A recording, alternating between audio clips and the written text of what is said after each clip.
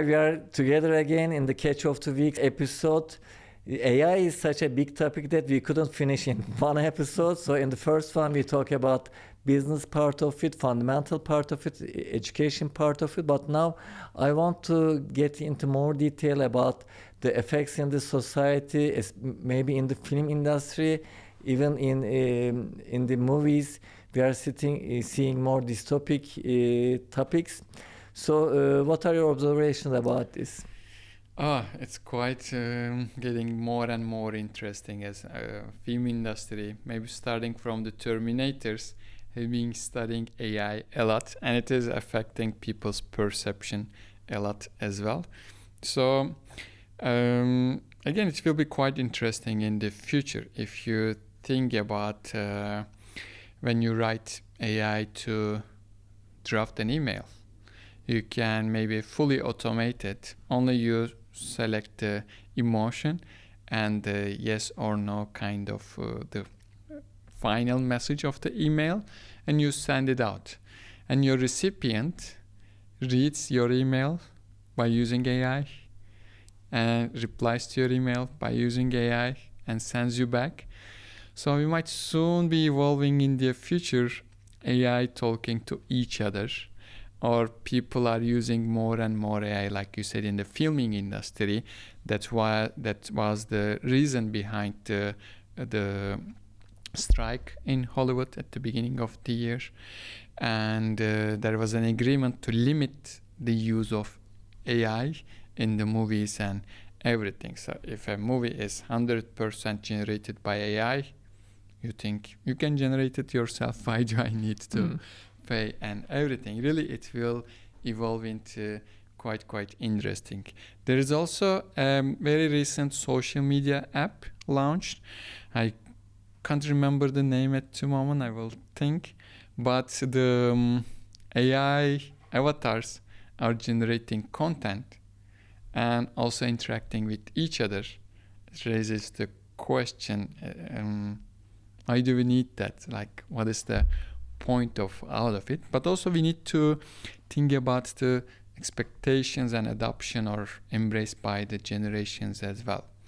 Like, our daughter was born into AI, and the recent children born into ChatGPT. So their life, their whole education life will be quite different, and their working life or their relationships will be quite different as well. We also need to embrace that. We need to try to empathize with them as well. It will be quite interesting future. Well, film industry or like, I don't know, animations, especially when I remember my childhood, also defines our characters. I always see that if somebody thinks about something, the mankind can do it. When I was child, there was Jetsons and there were flying cars and other things. It's very interesting. I mean, human creativity is interesting. And you mentioned about limiting.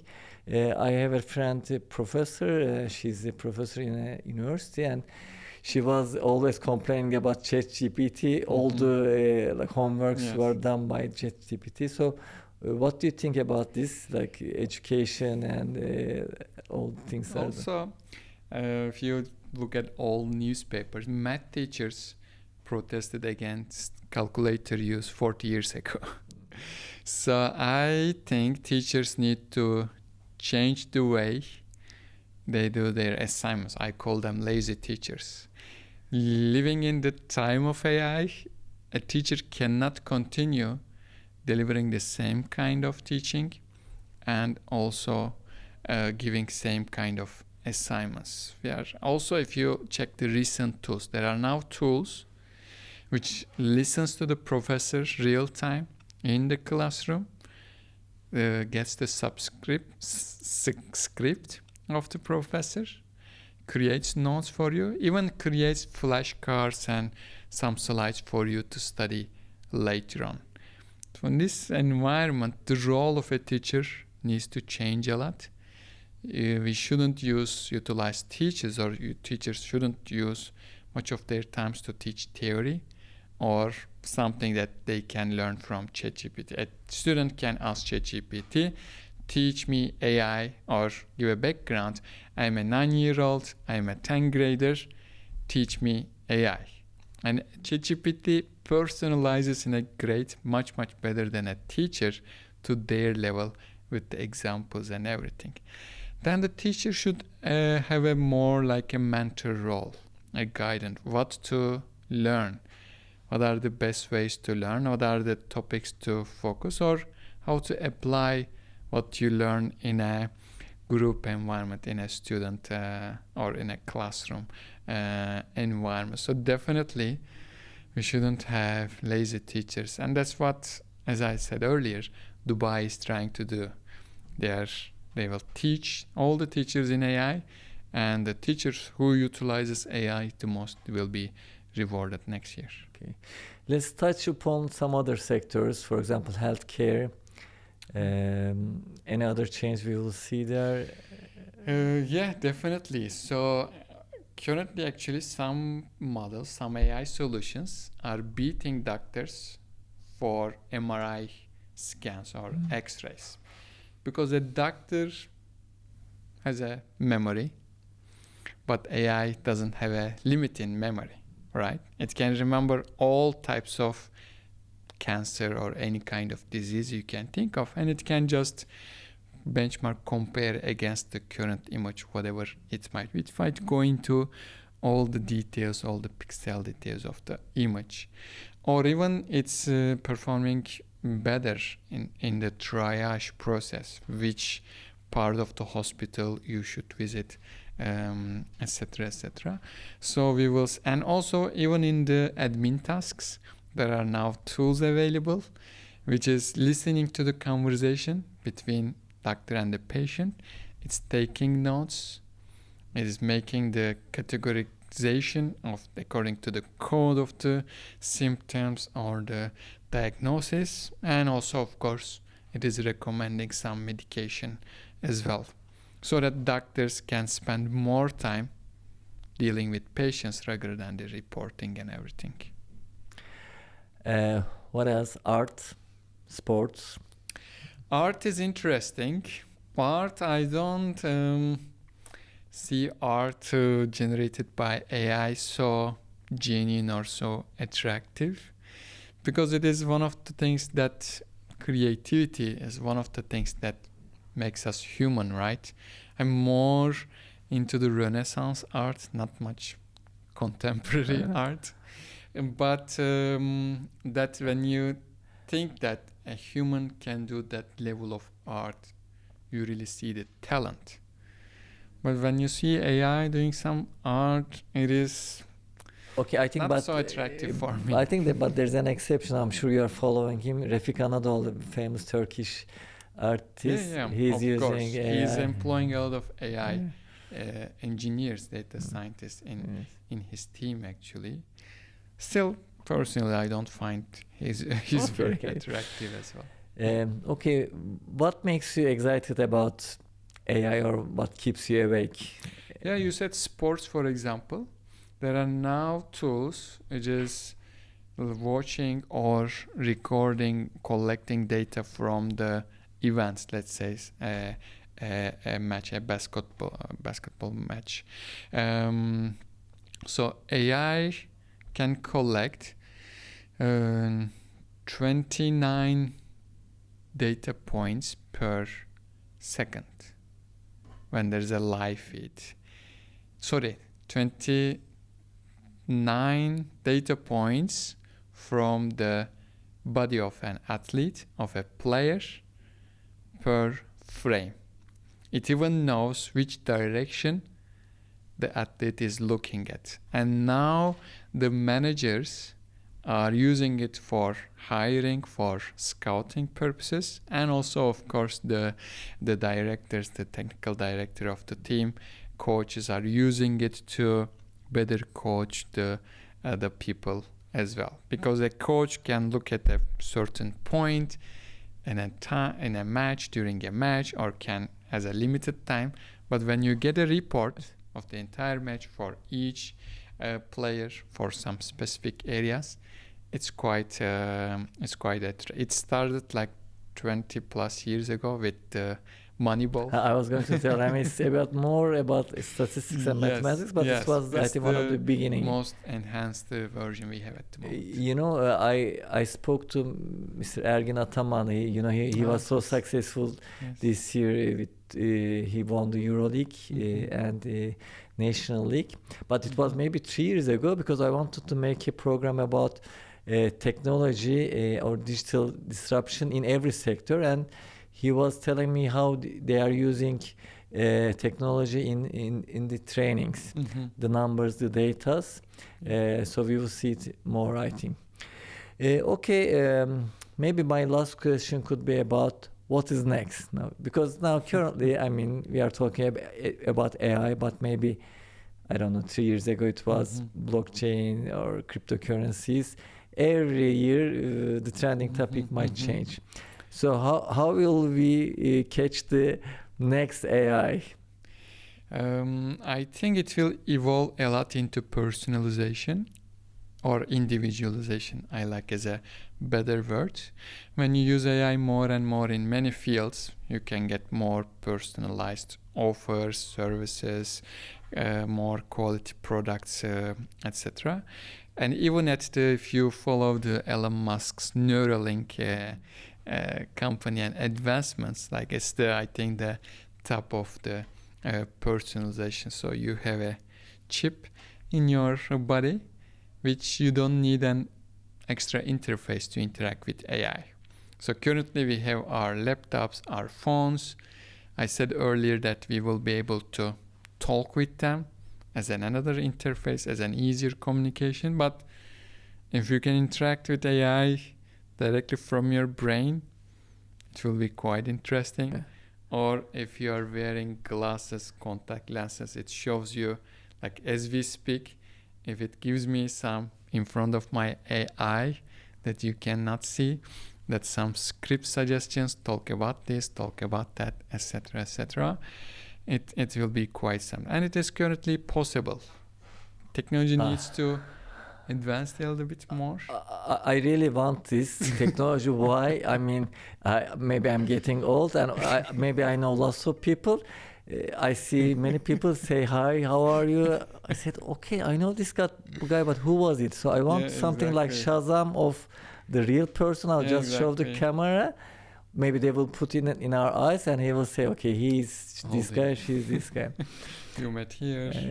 It can maybe get your memories where you met. It's interesting that you mentioned about Elon Musk, because I also I read his biography just to understand him, and what he has done is interesting, like SpaceX, Tesla, Neuralink. So I don't know if you want to follow future, maybe you follow him, but there are some haters and there are some lovers.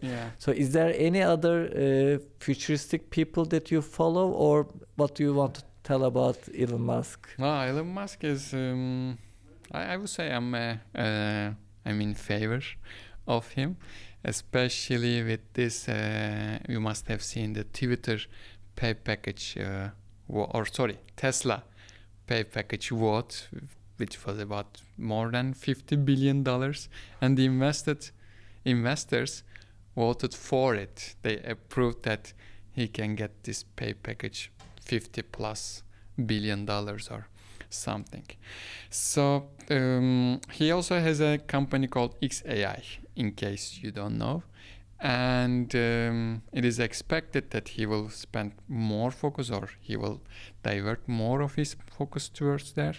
And they recently announced that Dell Computers is creating a gigantic data center, let's say a computer space, just to be used by XAI, just for it to compete with Microsoft, Apple, ChatGPT, and everything.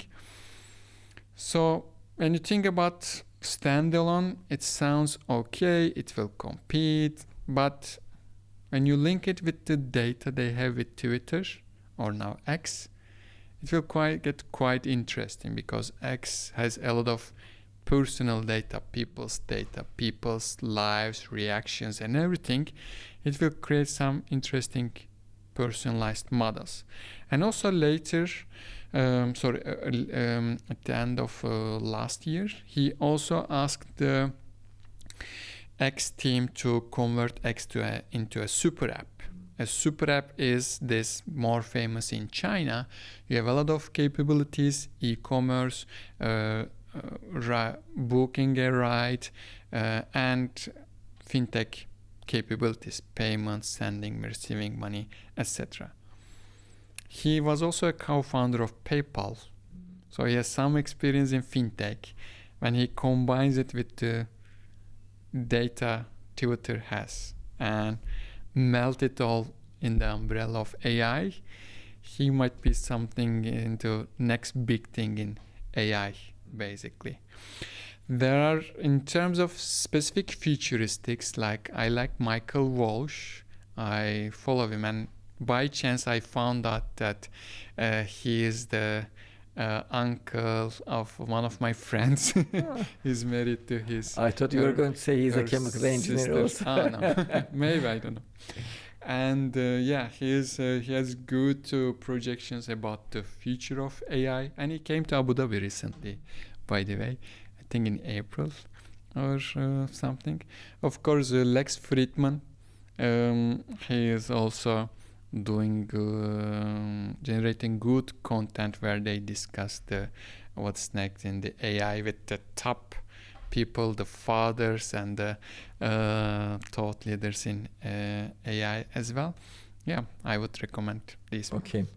Well, thank you. I mean, in 2 episodes, I think we try to cover all the topics around AI, but it's such a big and trending topic. So is there anything I forgot to ask, or Ersoy, we should talk about this, this important, so that we wrap up this episode also. Yeah, we didn't talk about our children. What will they yes, what will we teach them? What will they do? What will you recommend them? People ask me, did you start teaching AI to your daughter? I said them no, because by the time she joins the workforce, AI will be able to improve itself, navigate, adjust itself. So we won't need so many AI engineers as we need today. I think one thing which is important for everyone is to have an open mind, or having a growth mindset, to embrace all the things. It's not easy to catch up with all the advancements in AI, but at least putting the effort, trying to catch up what AI is doing for you, for your field, for fishing, for basketball, for TV industry, for banking, etc., etc. Keep an eye there and try to apply, try to put them into work, into practice, what they learn that people are doing with AI. I think it is more important than being a technical person who can do AI. Okay, let's finish it in a fun way, because we talk about sports a lot and basketball. I'm a big supporter of Fenerbahçe. Maybe my Galatasaray fans will not be happy, but when we go to a game, we shout like Sarı, and the other side says lacivert. Since the topic is AI, I want to finish it like this. I will say A, you'll say I. I don't know if somebody did it in something Let's like this. Let's use the verse, artificial intelligence. Artificial intelligence is better. Which one? How shall we do artificial intelligence? I think it's the longer version. The longer version is better. Okay, we will do it 3 times, okay? Okay. I think this is the first time ever some people are cheering about it. We are supporting AI so that Dubai see us. 1, 2, 3. Artificial intelligence. Artificial intelligence. Artificial intelligence. Thank you.